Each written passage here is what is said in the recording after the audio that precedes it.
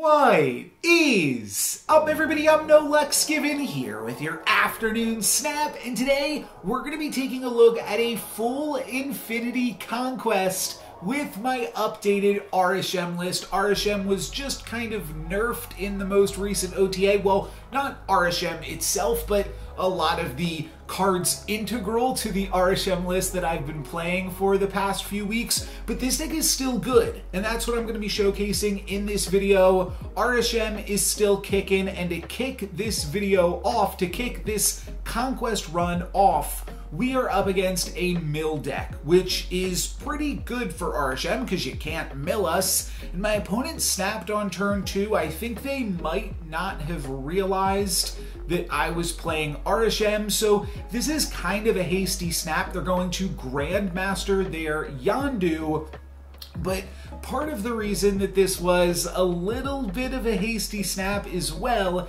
is because the third location is going to be Space Throne.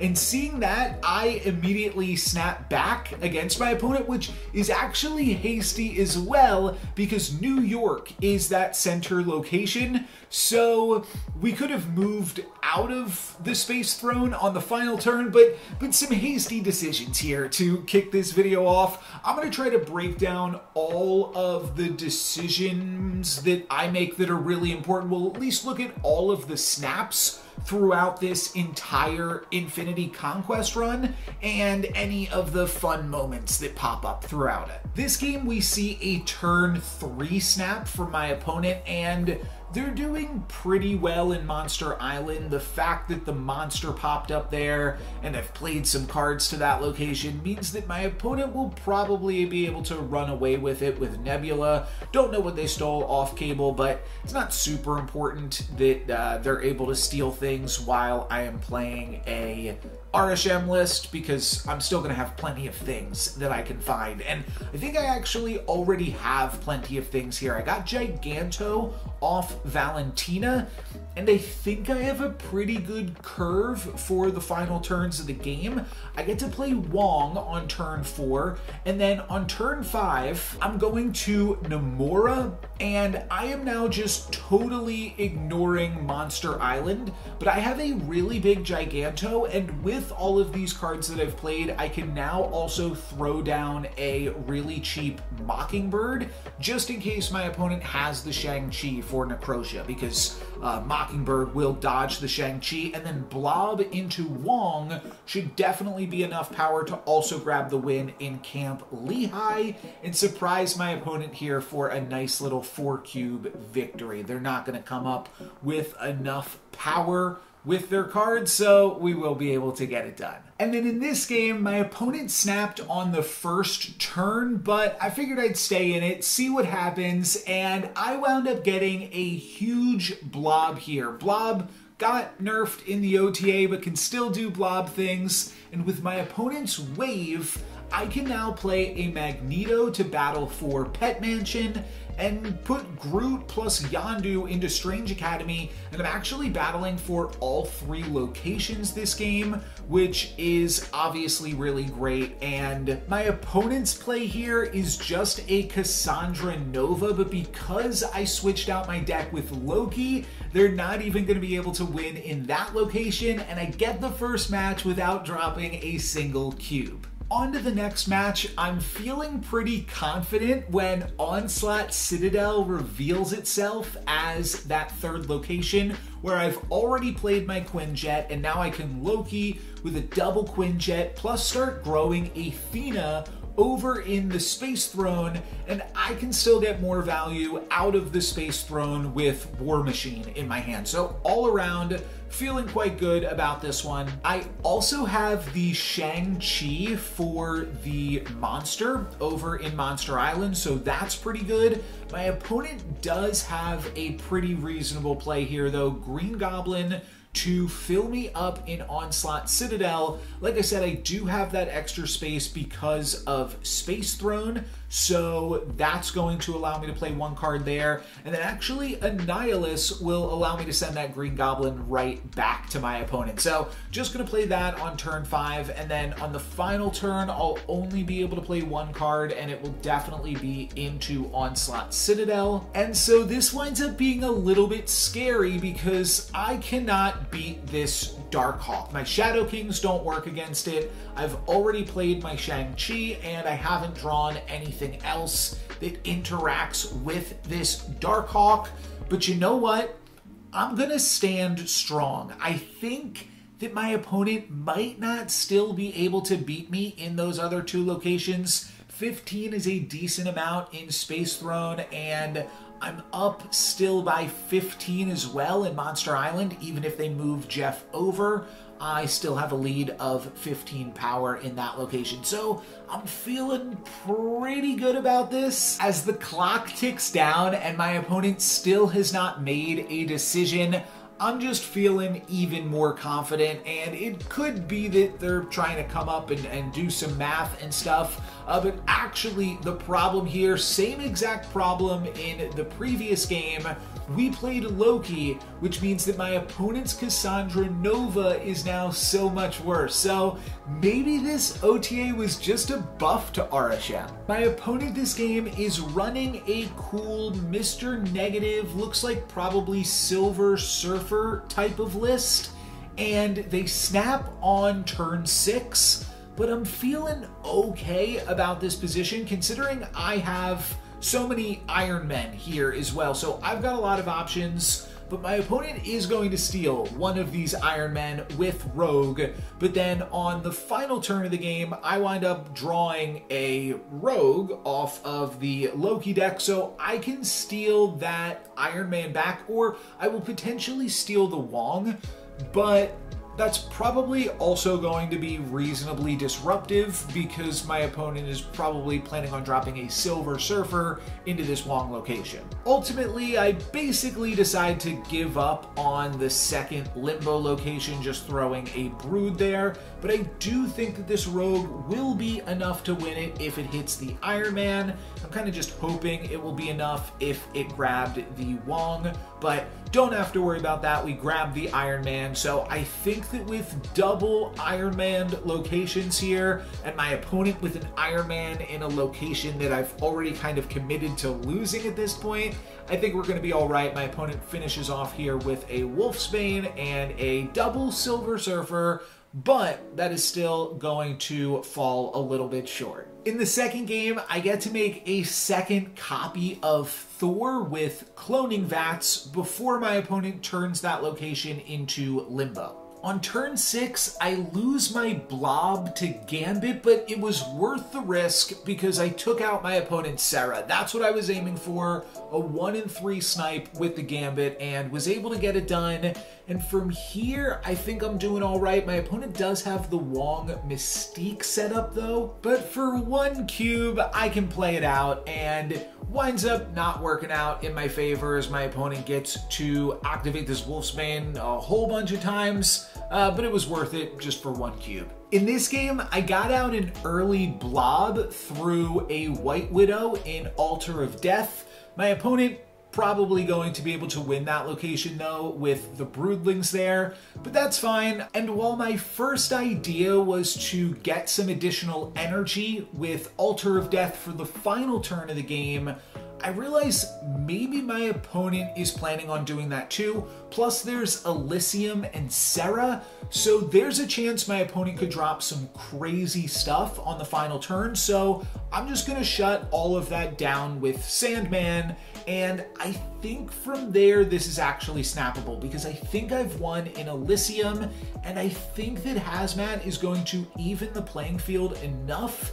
Plus, with Sandman dropping 7 power himself, I think we can eke out a win here in the Dream Dimension. I didn't even realize, by the way, that Hell Cow would have been more points than Arishem. I just threw down Arishem. That was my most expensive card. Didn't really think too much about it. My opponent could only Silver Surfer, and that's not going to be enough to get them the win in the Dream Dimension, so we take him for another 4 cubes. This one, the locations are crazy. We get to Loki into Kamar Taj, which is great, and we've got a Quinjet on Onslaught Citadel already, so things are looking pretty good here. We also draw Iron Man for Onslaught Citadel and Silver Surfer for Kamar Taj. The problem is my opponent's deck can also take advantage of all of these locations equally as well. And so I do some good work here with an Iron Man plus a Silver Surfer on Kamar Taj with Wong. I definitely did some nice stuff, but then my opponent is going to steal the Wong before playing their own Silver Surfer and their own Iron Man. And what else do they have in Citadel? Oh, Mystique for that Iron Man. So yeah, they're going to win in Onslaught Citadel. That's just clear. And they also grab the win over in Hala. There was a lot of funky stuff going on in this game. Luke's bar turns into Limbo, and that is actually basically the only thing that winds up mattering in this one. Like I said, I was doing some cool stuff. I Carnage. My opponent has the Mr. Negative.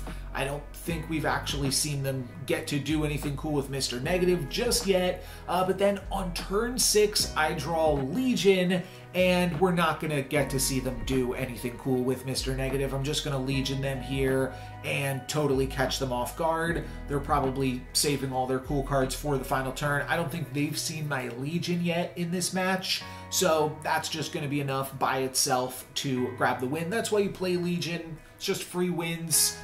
Not as many free wins as Leech and Dr. Octopus, but you got to play some big 5-cost haymakers in your Arishem list, and Legion is happy to fit that role. Speaking of Legion, this game I am able to grab a free snap here because I can never lose this game. Worst case scenario, I can Legion on Rickety Bridge to tie this game, so I get to just snap freely. That's gonna get me a free cube. Oh yeah, and then this was also a Legion game. I throw Omega Red into Sinister London, and then do I draw Legion right here? Yeah, I've got Legion with priority, so again, I'm gonna snap. I just rewound it. You might have missed it because the notification came down, but my opponent and I both snap right there. But because I have priority, nothing or very little that my opponent can do will actually wind up mattering. They play Gwenpool, and I actually have cards that I can play that will matter. Spider-Man could matter too. I wasn't even talking about that. I was just talking about the Shuri and the Brood, because Brood will actually stick around, and I can actually use Shuri to give me bigger Broodlings. The Brood won't stick around, the Broodlings will, and Shuri will pump up the Brood, which will then pump up the Broodlings. I play Spider-Man here to maybe move the Makari over into that first Death's Domain, just so that way my Omega Reds are winning even more in the locations that they're winning. But my opponent thinks that they might have a shot here with Death's Domain, that they might still be able to make some plays happen. They use Nico not on the location change ability. That could have been one way to get back in it, but that's not what they got. They are just sacrificing the Nico and sacrificing a Wasp to draw some more cards, and that's what it was. Mr. Sinister would have actually won in the center Death's Domain alongside that Makari. Oh no, it wouldn't quite have, because my Omega Red would have still won the third Death's Domain and pumped me up to 8 in the center, so I think I still would have won that location. But then on the final turn here, now I got to drop Shuri plus Brood, and we do see a little bit of a like misinterpretation of how some things are going to work here, I believe. I don't remember exactly what my opponent does, but I remember it not being actually something that can work. So we'll see what that is in just a second. But I figured Shuri Battle for Death's Domain is going to make it really tough for my opponent to win. I could have also seen battling for one of the locations where I have an Omega Red, though. That also probably could have worked out, but let's just win all 3 locations, why don't we? And what does my opponent have here? Oh, that's right, Absorbing Man, but since Mr. Sinister has already been destroyed, Absorbing Man won't make a Sinister clone himself. Grandmaster will work. They're going to Grandmaster to move Phastos over, try to grab the win in Death's Domain, so I don't fault my opponent for staying in it. If I didn't play anything and that Absorbing Man worked, then they would have won, but it doesn't, so I take him for 8 cubes. And with that win, I am now on to the final battle of this Infinity Conquest. And with those notifications popping up, also say join the Never Lucky gang, join my alliance, search it up. I decided to roll with this avatar, the basic one that you start the game with. I never put an infinity border on this one yet, so I thought that would be fun. And to kick off this final match, I am playing Cersei, which does not go super well for me, because now I'm locked out of Central Park. I thought that was still worth going for. Not going to be super hot, and then I'm going to use Agent Coulson to try to grab some more options. Don't want to play Cyclops yet and lock myself out of Asteroid M as well. My opponent does lock themselves out of Asteroid M, kind of no choice there if they want to play Cassandra. And Cassandra's good because I am playing Arishem, but I do have the Shang-Chi. So I'm not feeling terribly about this game. I'm going to set up with Jane Foster over into negative zone. And now seeing MODOK from my opponent, I actually think I've got a shot with this one because I am now winning in both of these 2 side locations. If my opponent plays Apocalypse, which is very well possibly their best play, and they're snapping, so they're feeling good about this Cassandra, I'm going to snap back and I get to drop Shang-Chi and a Green Goblin, but I think they're just going to play Apocalypse, which means I've just won this game, and I've potentially just won myself an infinity border really easily here. We are going to give them the Green Goblin, and they only played 1 card. Oh, Green Goblin moves over. That's an interesting interaction, and then, yeah, there we go. Apocalypse. So I take my opponent for 8 cubes, and are they going to make me play any more games? Possibly. My opponent does decide to stick with it, so good for them. I mean, Infinity Conquest, round 5, you gotta stay in it here. We're gonna lead this one off with Valentina, which I haven't talked too much about in this video, but I decided I wanted to put Shadow King in the deck just as an additional tech card for Cassandra and potentially like some affliction strategies and stuff. So I thought Valentina could be a cool option instead of Cable, and I've been enjoying it so far. Not gonna get something super great this game, but a 4/7 Thanos that we can potentially pump up with a Shadow King could potentially still do some cool stuff.